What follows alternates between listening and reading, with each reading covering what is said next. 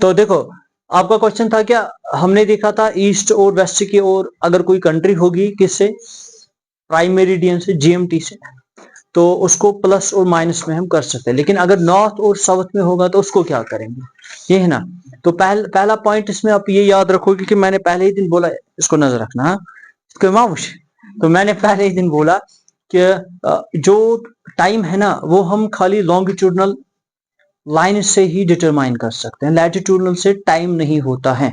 इसका मतलब ये हुआ, see for example if this is globe, अगर कोई कंट्री यहाँ है, कोई कंट्री यहाँ है ना, है ना, नॉर्थ साउथ में, आपको फिर भी इसको इसी से देखना है। इफ दिस इज जीएमटी, इसके इसमें है या इसके इस साइड में है, आ रहा है समझ। फिर भी आपको ईस्ट वेस्ट ही डायरेक्शन इसमें देखनी है, whether the country lies towards the north of the globe और towards the south of the globe. आपको इसकी ईस्ट एंड वेस्टर्न डायरेक्शन ही चेक करनी होगी, आ रहा है समझ। मैं फिर से बोल रहा हूं, अगर ये यहाँ पे ग्लोब शोर नहीं, अगर ये यहाँ पे ग्लोब है, ये है जीएमटी, ठीक है ना, जो कि लंदन के थ्रू पास होती है।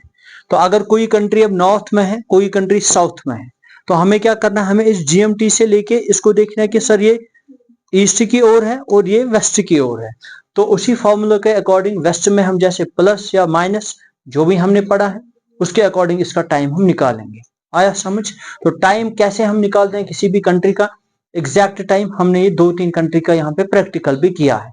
तो इंशाल्लाह नेक्स्ट टाइम आप एग्जाम में करोगे इस चीज को, है ना। तो मैं कोई क्वेश्चन वहां पे रखूंगा, क्या कोई तो नहीं, मैं किसी भी कंट्री का क्वेश्चन रख सकता हूँ।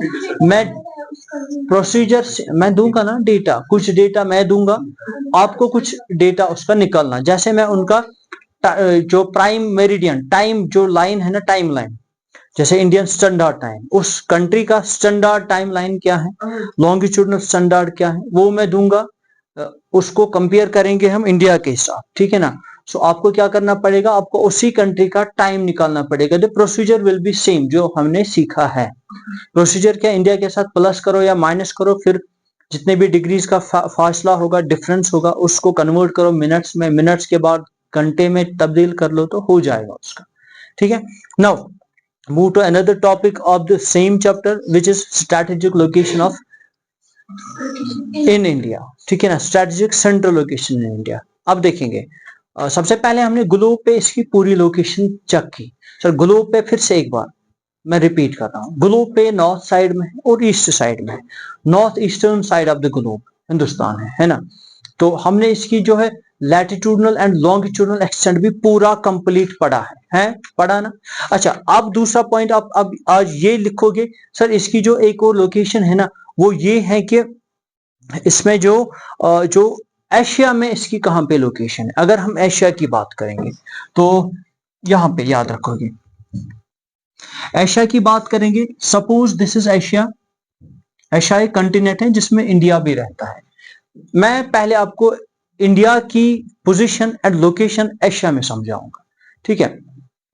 इंडिया की पोजीशन अगर एशिया में बोलेंगे ना सर, एक तो ये बीच में है, सेंट्रल पोजीशन, कहां पे है, सेंट्रल। दूसरा ये साउथ है, एक तो सेंट्रल एशिया में, दूसरा ये साउथ एशिया में। दैट मीन्स इंडिया मान लो यहां पे होगा, ठीक है ना, साउथ साइड में, पूरा नीचे भी नहीं, ये बोला था ना मैं। इससे अब है क्या, इससे अब ये है, अगर ग्लोब की बात करेंगे, इधर नहीं है वो, उस साइड में। अगर ग्लोब की बात करेंगे ना, हिंदुस्तान में इसकी जो लोकेशन का फायदा क्या है, मैंने आपको बोला था सर हिंदुस्तान एक ऐसी कंट्री है जो ये टैपर होता है ना नीचे, so it divides the Indian Ocean into Arabian Sea and Bay of Bengal, है ना। इससे क्या होता है सर, ईस्ट साइड से भी ये बिजनेस कर सकता है और वेस्ट साइड से भी बिजनेस कर सकते हैं, क्योंकि कनेक्शन है दोनों साइड से। मेरा आ रहा है समझ। मैरिटाइम जो है ना, जो मैरीन कनेक्शन, इसका जो समंदरी कनेक्शन, समंदरी रास्ते से ही ज्यादा बिजनेस होता है। तो ये इसकी पोजीशन ऐसी है, साउथ में भी समंदर साइड में भी, लेकिन साउदर्न साइड की बात करें, ईस्ट में भी, वेस्ट में भी, साउथ में भी समंदर ही समंदर। तो इसकी जो स्ट्रेटेजिक लोकेशन ये है, जैसे हमने इधर देखा, लिखा क्या है, the trans India ocean routes which connect the country of Europe. जैसे अगर हम बात करेंगे अरेबियन सी से हम यूरोप की ओर कनेक्ट होते हैं। And the countries of the east Asia की बात करेंगे तो ईस्ट साइड से, बे ऑफ बंगाल से ये होता है ना।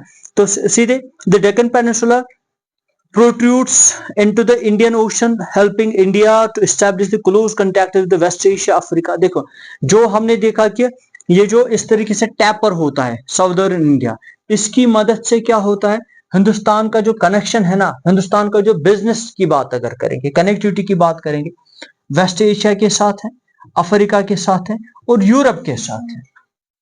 आया इतना समझ? दैट्स वाई कि हम बोल रहे हैं कि स्ट्रैटेजिक लोकेशन है इसकी, strategic location from the western coast and with the South East and East Asia from the central coast. तो हर एक जगह से अगर हम बात करेंगे तो वेस्टर्न कोस्ट की बात करेंगे, ईस्ट की बात करेंगे, साउथ की बात, हर एक कोस्ट से अगर ऊपर लैंड वाला रूटीन भी, रूट भी देखेंगे, अभी हम देखेंगे एक रूट को इन्होंने जो डिस्कवर किया था उससे फिर फायदा क्या हुआ वो हम समझेंगे। No other country has a long coast line, हमने ये पढ़ा भी था कि कोई भी ऐसी कंट्री नहीं है दूसरी जिसको इतना कोस्ट लाइन है, दैट मीन जिसको बॉर्डर समंदर के साथ है। अच्छा सर इससे आप फर्क क्या पड़ेगा, समंदर के साथ बॉर्डर रहना इससे कोई बेनिफिट होता है कंट्री को? यस ऑफ कोर्स होता है।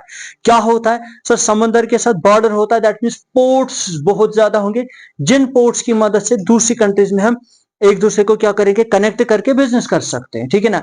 जो हेवी गुड्स होते हैं ना, जो एक्सचेंज होते हैं या इंपोर्ट हो या एक्सपोर्ट हो, एक कंट्री से लेके दूसरी कंट्री में होता है, वो एयरलिफ्ट से नहीं होता है, वो जो समंदर के रास्ते से ही हम करा सकते हैं, ठीक है ना। एज एन आशनियन वही कोई ना हम बीफ माज वाच इंपोर्ट एक्सपोर्ट बरो जहाज काट बरो किस जहाज नहीं ना, हम क्या करेंगे, हम उसको समंदर के रास्ते से ही ले जाएंगे। जैसे आज शिप आते हैं, रेफ्रिजरेटर शिप, वहां पे माज छना तथ मन सह रेतस ते अगर पक तूर, ठीक है ना। तो ऐसे it is India's eminent position in the Indian Ocean with which justify the naming of. अच्छा इतना ही नहीं, हिंदुस्तान की पोजीशन इंडियन ओशन में इतनी इंपॉर्टेंट है, इतनी इंपॉर्टेंट है कि ओशन को ही नाम पड़ा है हिंदुस्तान का, इंडियन ओशन, है ना। ओशन को वरना कुछ भी नाम हो सकता है, लेकिन हिंदुस्तान का इतना बॉर्डर इसके साथ जुड़ा हुआ है, जो ओशन का ही नाम पड़ा है हिंदुस्तान के साथ, इंडियन ओशन। दैट्स व्हाट मैं बोल रहा हूं कि इसकी इमिनेंट पोजीशन कितनी अच्छी है। इसमें आया स्ट्रेटेजिक लोकेशन का समझ। तो ये थ्योरेटिकल पार्ट था इसका। नाउ अब India's contact with the world, India's relationship with world through the land routes are much older than her maritime। India के जो कनेक्शन है ना वर्ल्ड के साथ वो दो तरीके का है, एक है समंदर का कनेक्शन, है ना, दूसरा है लैंड का कनेक्शन, है ना। अगर इस वनो इसका मेरा नहीं है ना फिर पता, तो मैं फिर से बोला, अगर मैं ऐसे बोलूंगा इंडिया की पोजीशन क्या, रात में सूर बुरा पर क्या बोन पनमा खो हिजाम नहीं करा, ये चीज मुझे बहुत बुरा लगता है। बुछल खा था ध्यान। तो फिर से देखो इधर, मैं फिर से एक बार बोल रहा, क्या बोल रहा कि हिंदुस्तान जो है ना, डोलना से लुक और मचोड़। अच्छा हिंदुस्तान का जो कनेक्शन है ना वर्ल्ड के साथ दो तरीके, हिंदुस्तान का क्या किसी भी कंट्री का दो तरीके का कनेक्शन होता है एक दूसरे के साथ। हम ऐसे लेंगे example, take the example of India's connection with the Europe, ठीक है ना। सर कैसे था यूरोप के साथ इनका कनेक्शन, दो तरीके का था, लैंड का भी, और जैसे इसने लिखा मैरीटाइम एंड लैंड, दो रूट से, मैरीटाइम एंड लैंड। लेकिन इन दोनों में से सर ओल्डर कौन है, नहीं बिल्कुल भी नहीं, लैंड का, जैसे सिल्क रूट वगैरह। सबसे पहले देखो क्या था, टेक्नोलॉजी नहीं थी, समंदर कितना बड़ा है, बहुत बड़ा, समंदर में कोई बंदा गया विदाउट टेक्नोलॉजी फंसा, अमिस कत पाए बुथ कोत गजबा, ये पे मान तो ऐसे समंदर में इतना बड़ा एरिया, इसका था कनेक्शन यूरोप के साथ, रूट के साथ पुराना कनेक्शन, फिर इसके बाद डेवलपमेंट होके समंदर का भी कनेक्शन, जब समंदर के रूट्स भी क्या हुए, इन्वेंट हुए। देखो समंदर का रूट था तो मुनि इत पूरे कशीर खुद बढ़ समंदर है ना, कश्मीर है ही कितना, कश्मीर से कई गुना ज्यादा क्या है, कश्मीर से कई गुना ज्यादा समंदर है। अब यहाँ पे होता क्या है समझ लेना बात को, कोई बंदा गया शिप लेके या नाव लेके, छोटी सी कश्ती लेके समंदर में जाएगा कहाँ, अमिश पूरे कशीर आबू योत, खोवर गश तत आब दक्षिण गश तत आब, क्योंकि टेक्नोलॉजी नहीं थी ना, रूट को मैं वेरीफाई करूं। अच्छा ठीक पकान अथ मज आव साइक्लोन समुंदरी तूफान वह कोत गछ हो जाएगा ना। दैट्स वाई कि लोग रिस्क नहीं लेते थे, they never want to take any risk through these maritime routes. वो प्रेफर करते थे सेफ रूट ही। अगर पैदल गो जमीन में खुश क्यों पको अब ना यहाँ मेन कथ समझ। तो अब यहाँ पे क्या हुआ, दैट्स वाई कि इनका जो जो लैंड कनेक्शन है ना, लैंड रूट है ना, it was older than the maritime connection. पहला पॉइंट आया समझा भी मैंने आपको एग्जांपल के साथ। नाउ द वेरियस पासेस, पास क्या है, मान लो ये एक पहाड़ है, पहाड़ के बीच में कोई ऐसे कट है, ठीक है ना, ये आर्टिफिशियल भी हो सकता है और ये नेचुरल भी हो सकता है। ये जो पहाड़ के बीच में ये जो कट है ना, दिस इज कॉल्ड पास। क्या बोलते हैं इसको, पास। तो लैंड के थ्रू, अच्छा अब पास के साथ अगर मैं ऐसे बोलूंगा, इसमें लिख के होगा,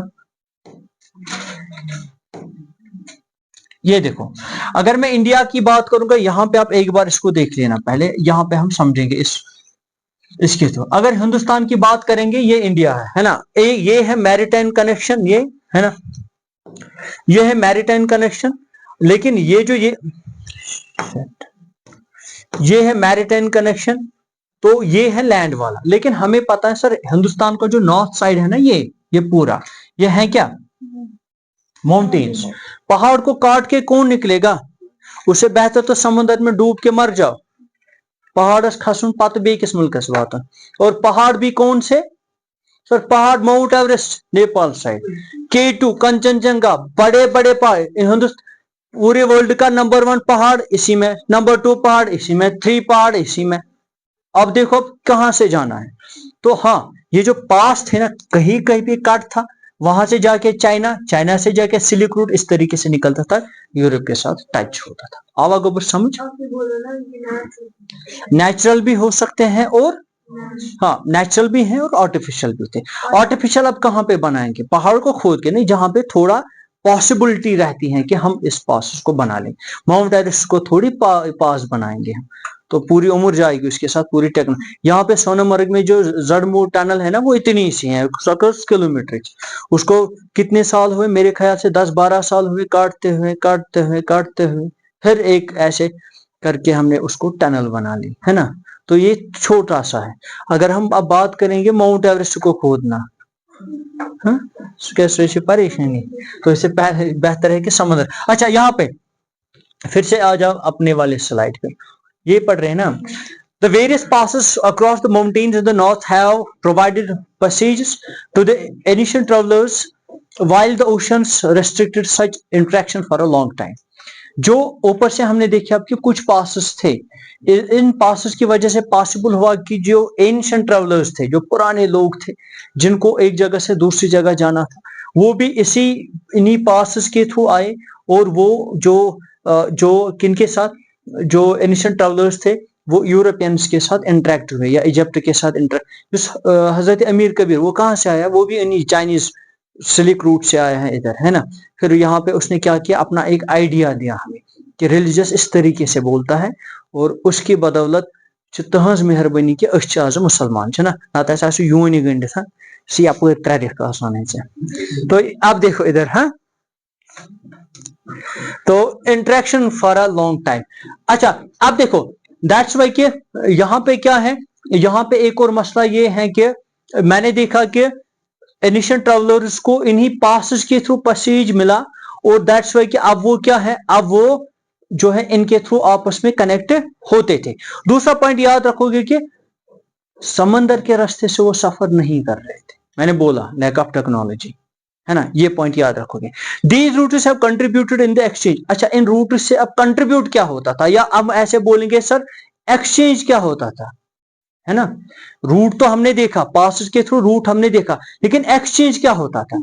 लोग कैसे कैसे चक्रस्थ युवान गुलमर्ग सोनमर्ग नहीं, कुछ चीजें एक्सचेंज हुए। अब देखेंगे क्या क्या सर एक्सचेंज आइडियाज होते थे। जैसे मैंने अभी एक एग्जांपल दी, एग्जांपल वो थी कमोडिटीज हो रहे थे, और कमोडिटीज की चीज कौन से, आप देखो हाउ, ये है विशन। जैसे हम बात करेंगे द आइडियाज ऑफ इन्होंने हिंदुइज्म का बोला, इसको पता होगा, ये उपनिषद रामायण है ना आपके रिलीजन में। तो द स्टोरीज ऑफ, ये क्या है, Panchatantra, the Indian numerals and numerals and the decimal system, ये सब दूसरे वर्ल्ड में फैल गया। हिंदुइज्म के जो मेन कंसेप्ट है ना, जैसे हम देखेंगे कि इस्लाम के कंसेप्ट इजिप्ट से, अरब से आके इसी रूट से कश्मीर पहुंचे, इवन हिंदुस्तान के कुछ पार्ट्स में भी पहुंचे, वैसे ही हिंदुइज्म जो था हिंदुस्तान में था। इन्होंने क्या किया, इन्होंने इन्हीं रूट्स के थ्रू, जो लैंड रूट्स थे, वो जो दूसरे कंट्रीज में गए और अपने ये सारे जो आइडियाज हैं हिंदुइज्म के, जो बेसिक फंडामेंटल आइडियाज, उनको वहां पे पहुंचाया। आवाज समझ, जैसे वहां के मुस्लिम फंडामेंटल आइडियाज यहाँ पे पहुंचाया, और यहाँ के कश्मीर के जो उस टाइम के पंडित थे वो क्या बन गए, मुसलमान। वैसे ही जो फॉरेन के में कुछ ऐसे थे जिन्होंने हिंदुइज्म को एक्सेप्ट उस टाइम किया, जिनको जो, वैसे हम देखेंगे चाइना से बुद्धिज्म आया, कहाँ पे, इंडिया में, है ना। चाइना से बुद्धिज्म आया एंड इंडिया में बहुत सारे नॉर्थ इंडिया के लोग बुद्धिज्म रिलीजन उन्होंने, जैसे लद्दाख में आप देख सकते हो, लद्दाख में अगर कोई जाएगा वहां पे बहुत सारे बुद्ध देखेंगे। क्यों, आप क्या देखोगे, वो नंगे पैर ऐसे बियर फीट चलते हैं कि कोई कीड़ा ना मर जाए, उनके कुछ अपने ये रिलीजियस एथिक्स हैं। तो जैसे मुस्लिम्स के, हिंदूज के अपने हैं, वैसे ही बुद्धिज्म के भी अपने रिलीजियस एथिक्स हैं। नाउ तो अब यहाँ पे नजर रखो, न्यूमरल्स एंड द डेसिमल, इतना ही नहीं, ये जैसे बोलते हैं कि डेसिमल सिस्टम इंडिया का था, कुछ न्यूमरल जीरो जैसे आर्यभट्ट बोलते हैं कि, तो ये सब जो है यूरोपियन कंट्रीज में इन रूट से ट्रांसफर हो गया। दिस इज आइडिया, आ रहा है मेरा समझ।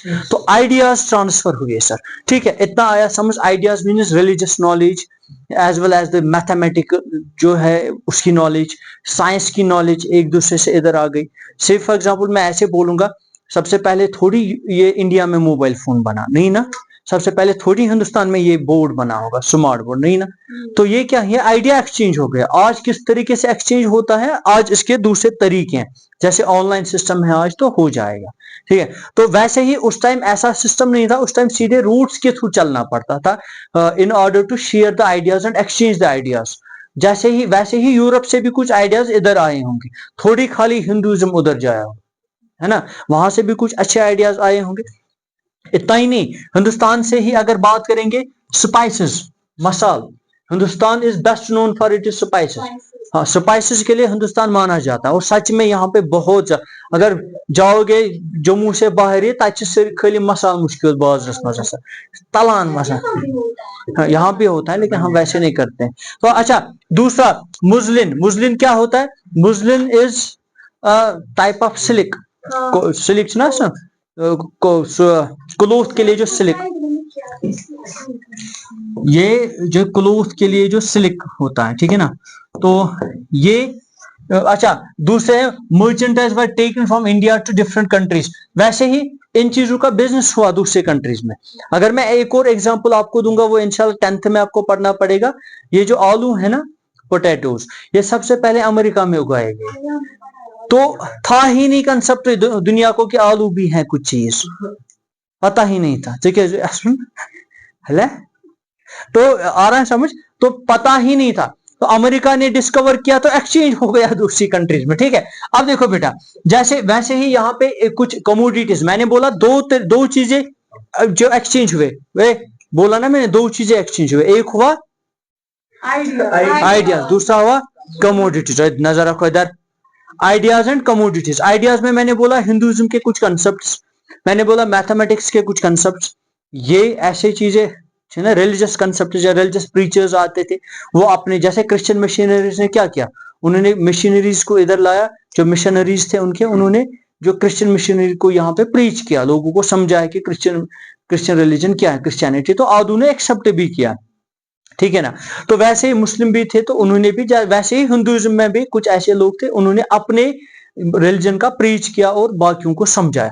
ये थे आइडियाज। नाउ मैंने बोला कमोडिटीज, कमोडिटीज की हमने फिलहाल दो तरीके की बात की।